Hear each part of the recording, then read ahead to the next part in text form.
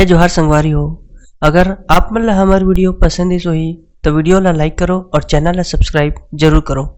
और हाँ, बेल आइकन ला जरूर दबाओ ताकि हमार नवा अवैया वीडियो आप मन ला सबले पहले मिले।